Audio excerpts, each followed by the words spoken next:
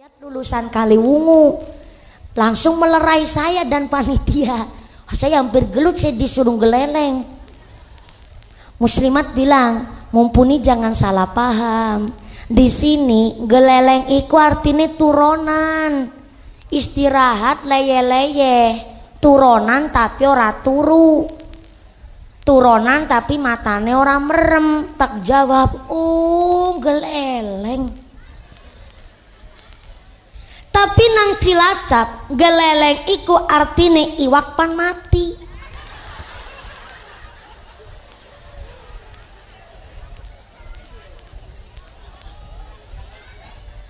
Beda mah klepek-klepek. Kalau di tempat saya yang klepek-klepek mah ayam. Tapi kalau ada ikan di kolam udah kepanasan panon poe, udah kepanasan matahari kok berenangnya udah mereng-mereng, cara Cilacap geleleng. Lah ternyata di Indramayu geleleng turunan. Nang Cilacap iwak pan mati. Hampir saya salah paham.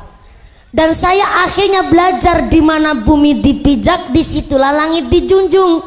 Saya akhirnya belajar dengan bahasanya yang wong Indramayu nggak ketang sitik. Anak pragat, Cilacap gak ada pragat, anane rampung. Selesai nang kene pragat, nang Cilacap rampung. Lah kalau rampung dibawa ke sini mungkin kurang familiar. Gak mungkin dong saya orang ngapak ceramah di wong Sunda mutlak pakai bahasa ngapak, gak bisa bu.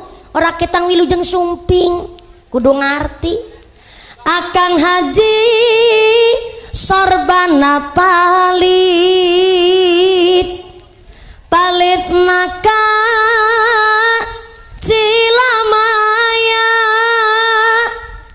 Akang Haji sumangga calikna saaya-aya.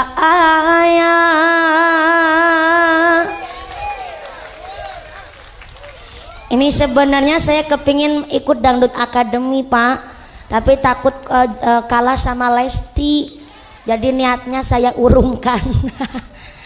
Akang Haji sorbana palit naka kota Maus. Akang Haji sumangga calikna sesarengan ngaos. Kasok pondok kasok panjang kasok nangaroyom kajalan kajen sono kajen heman ente sae ngobrol di jalan. Kasok pondok kasok panjang gak boleh nyeladang nang dalan. Yang ngomong-ngomong siapik tapi nek ngomong turut dalan tesae bu. Betul saya ngomong. Saya ngaji sampai Papua, saya belajar kiranya apa bahasa yang gak boleh keluar di sana. Dan ternyata kita orang Jawa ada dua kata yang menurut kita biasa-biasa saja, tapi menurut orang Papua amat sangat menyakitkan hati dan gak boleh disampaikan di halayak umum seperti ini, takutnya buat jadi bahan olok-olokan. Sengaja sampai Taiwan, raketang sie-sie ni hao mahau ni wo aini. Kudu ngerti gak ketang sitik buat apa ngangkat rasa bahagia dan bangganya orang sana. Maka sampai hari ini saya belajar ngaji untuk menghormati tradisi. Ada tradisi yang memang asal usulnya kita nggak tahu dan nggak boleh kita mengolok-olok tradisinya orang. Contoh ya di Aceh, orang kalau mau lidur Rasul di Aceh itu sampai saking cintanya makan Nabi, baca sholawatnya tuh udah kayak Qodiri anak Sabandi toreko pak. Baca sholawat udah sampai begini. Saking enaknya pak. Udah di dalam hati tuh udah rasanya kepingin ketemu sama Kanjeng Nabi. Jadi baca sholawat sampai enak banget sampai begini. Kalau torekoh Qadiriyah Naksabandi itu kan torekohnya nggak jaher tapi di dalam hati. Jadi sekali ngucap la ilaha illallah, udah paling kolbu paling dalam. Udah pokoknya sholawatan Oh bentar, ada yang minta sholawatan Pak. Oh bentar, ini kan ngajinya sampai jam 2 subuh. Ibu minta sholawatan. Oh ada grup rebananya. Kira ini nih jilbab pink grup rebana soalnya. Oh paduan suara. Oke, ini mumpung lagi bahasa tradisi. Baca sholawat nggak pakai alat musik aja udah indah. Ya nggak? Betul nggak? Tapi kenapa ada rebana, ada qosidah? Adalah dalam rangka supaya kita balance dengan zaman. Ketimbang kita ini diterjang oleh paham-paham liberal, orang main DJ, TikTok, bokongnya pating kerenggut dolanan TikTok. Ikan mending nabu rebana. Betul? Sholawatan saking cintanya Pak, nggak boleh kita seneng baca sholawat. Maaf ya, orang tukang copet habis nyolong aja seneng. Tukang copet loh Pak. Maaf ini penggambaran rada kasar. Tukang copet habis nyopet seneng Pak. Besok nyopet lagi Pak. Masa kita baca sholawat seneng Pak, puas. Masa nggak boleh baca sholawat ambil ditabui rebana? Ini ada tradisi. Yang terpenting tradisi kita jangan sampai melanggar syariat. Ada tradisi yang memang justru harus disesuaikan dengan syariat. Contoh mahrul misli. Apa itu mahrul misli? Mahar yang disesuaikan dengan tradisi adat daerah kampung calon pengantin perempuan. Contoh, maaf Pakku, biar nggak ngantuk saya tanya Pakku. Kalau di desa Wanajaya, mahar itu sampai berapa juta? Gimana? Semampunya, sekuatnya calon pengantin cowok. Oh, soalnya Pak, kalau mahrul misli itu memang harus disesuaikan dengan daerah kampungnya calon pengantin perempuan. Gak boleh terlalu mahal, gak boleh terlalu murah. Kalau terlalu mahal ataupun terlalu murah, nanti jatuhnya kepada makruh tanzih. Apa itu makruh tanzih? Makruh yang mendekati ke haram. Contoh nih, saya kemarin ngaji di Kalimantan Tengah. Saya itu ngobrol-ngobrol sama panitia. Iseng tanya, ternyata di sana mahar itu 1 juta guys. Itu paling murah. Umumnya itu 60 juta. Kenapa orang Kalimantan Tengah mahar kok rata-rata 60 juta? Karena di sana rata-rata pengusaha bos iler.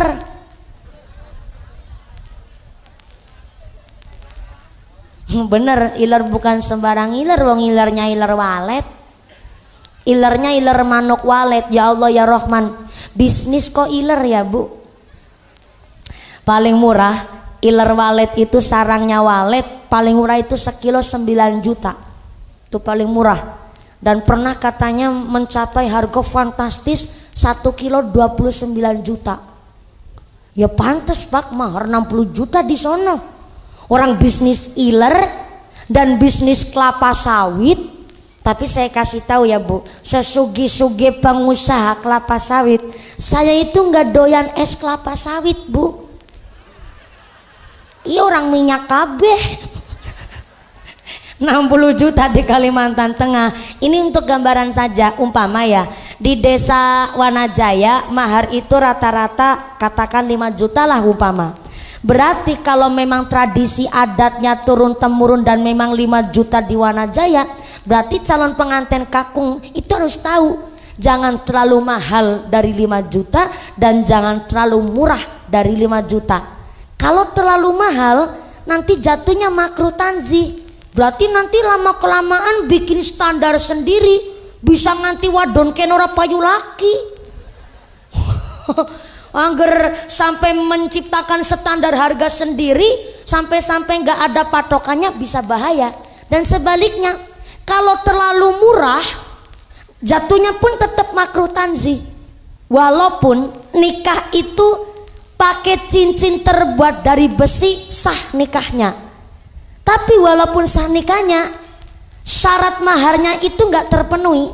Karena salah satunya adalah yaitu tadi mahrul misli. Saya kemarin di Jawa Timur ada kejadian seorang perempuan pengantin wadon menerima mahar sebuah linggis. Sah nikahnya Pak, tapi nggak terpenuhi syarat maharnya. Kan akhirnya jadinya makruh tanzih, tetangga pada ngegosip, ih berarti ngesuk malam pertama ya dilinggis ya. Pengantinnya jawab, ye sing rabi sing payu laki be aku kok ngapain ngurusi lambene tanggane. Kalau mentalnya kuat mah silakan, kalau memang mentalnya kuat mah silakan, kupingnya kandel mangga. Tapi makruh tanzih ini kalau terlalu murah, sewaktu-waktu di dalam rumah tangga terbentur masalah, mesti sing wadon ngodek-ngodek,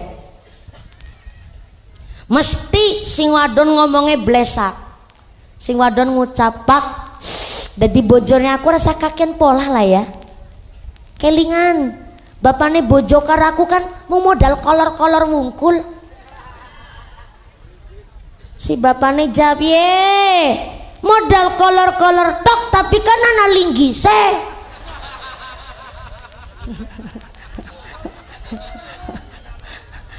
Itu yang disebut makruh tanzih itu. Jadi yang namanya tradisi itu memang nggak boleh diolok-olok, pasti ada sejarahnya dan ada dasarnya, apalagi dari para pendahulu. Kayak contoh saweran di majelis taklim itu sebenarnya nggak ada di dalam syariat. Tapi maaf Kiai, saya pertama disawer itu di pengajian malah dulu tahun 2016 nang Indramayu. Pas waktu itu saya pengajian lagi baca sholawat begini, ya muhaimin ya salam. Waktu itu suara saya lagi bening-beningnya Pak, ketawanya nggak usah ngecek. Sampai sekarang juga masih bening, cuma ya agak kemerasak dikit Pak. Lepas lagi saya baca sholawat, tiba-tiba ada seorang kiai pakai sorban, bawa duit 50 ribuan 2 lembar, dilempar ke panggung. Tapi saya biarin tuh, mau dilempar, kalau dicungin buat saya kan buat saya, tapi nggak dicungkan berarti kan nggak buat saya biarkanlah sampai sholawatnya selesai. Lanjut pas ceramah ada ibu-ibu nyeletuk, mumpuni ikut duitnya dititor dingin anu saweran. Dek, kaget kula, hah aku disawer. Maaf kalau saweran rada kasar soalnya di tempat saya, tapi akhirnya makin ngulon. Saya baru tahu Pak, saweran itu bervariasi. Belum lama kemarin Sohibul Hajat ngundang saya, pas saya baca sholawat ternyata Sohibul Hajatnya udah nyiapin duit 50 ribuan, ratusan ribu, diikat tali rafia, dibikin kalung. Ya Allah, Pakku nggak usah ngerogoh sakatok Pakku, ya Allah.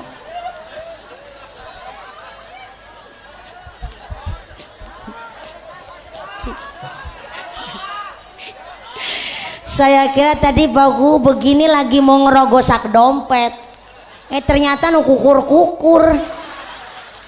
Nggak usah repot-repot Pakku, saya cuma cerita aja. Dan ternyata itu duit udah dibikin kalung di ketali rafia. Dan ketika saya baca sholawat ada 5 orang ibu-ibu naik ke panggung, terus dikalungin duit Pak. Ya Allah, sebenarnya orang ketang sedikit saya tahu hukumnya, tapi mau saya tegur langsung, ini yang punya hajat. Kalau ditegur nanti kewirangan izin, nggak ditegur ya eman-eman Pak. Ketang kau ratusan ibu kabeh. Saya mulai sengaja begini. Akhirnya saya memberanikan diri, saya tanya salah satu bunyai di Indramayu, ternyata saweran itu niat awalnya adalah tabarukan, sodakoan. Kalau ada kori-koriah lagi baca Quran, disawerlah duit, niatnya supaya yang nyawer anak keturunannya, supaya ketularan berkahnya yang seperti kori-koriah itu tadi. Niat awalnya seperti itu. Yang pas rame kemarin viral, ada koriah baca Quran, ternyata bapak-bapak nyawernya itu mawi duitnya diselempetin ke jilbabnya yang lagi baca Quran. sambil dihambur-hamburkan di atasnya. Akhirnya saling olok mengolok lah, dikatanya itu amalianya orang NU, jere iku adate wong NU dan lain sebagainya. Maka saya sampaikan itu bukan bagian dari amaliyahnya orang NU, tapi itu hanya sekedar tradisi yang ada salah paham di masyarakat. Maka kita kaji sebentar dari salah satu sarah kitab Safinah. Di dalam sarah kitab Safinah, orang baca Quran, megang mushaf Quran, dengerin ayat suci Al-Quran, itu ada adabnya. Di antaranya menurut kitab Safinah, pertama, orang mau nulis ayat suci Al-Quran, walaupun cuman bismillah, tapi kok niatnya buat bacaan, maka yang nulis harus dalam keadaan suci berwudu. Kalau kaligrafi, sekarang kan punten ya, kaligrafi itu banyak yang buat hiasan di tembok. Dan ternyata yang nulis itu ternyata bukan orang alim, kadang-kadang orang biasa, seniman. Syukur yang nulis kaligrafi dalam keadaan suci berwudu. Tapi kalau ndak berwudu tidak apa-apa kalau nulis hanya untuk kaligrafi. Itu menurut sarah kitab Safinah. Yang kedua, yang namanya al-kufru lalil maksiati. Orang kafir, orang yang berbuat maksiat itu belum bisa dikatakan orang kafir. Saya ulang, al-kufru lalil maksiati. Orang berbuat maksiat belum mesti disebut orang kafir. Sebab lakinal kufru, yang disebut kafir itu adalah justru litarkil hormat. Apa itu tarkul hormat? Tarkul hormat adalah orang yang suka menyepelekan, orang yang suka merendahkan, bahkan hilang hormatnya. Contohnya di dalam sarah Safinah, orang nyimpen duit di dalam mushafnya Al-Quran itu disebut namanya tarkul hormat. Ngece karo ayate Gusti Allah, menghina karo ayate Gusti Allah. Dan termasuk kemarin ada kejadian, ibu-ibu ngomong, mumpuni di sini lagi banyak tuyul, saben rumah pada kelangan duit, pasti langiku ayah maghrib. Nek lagi pas ditinggal sholat jamaah nang masjid, duitnya pada hilang nang omah.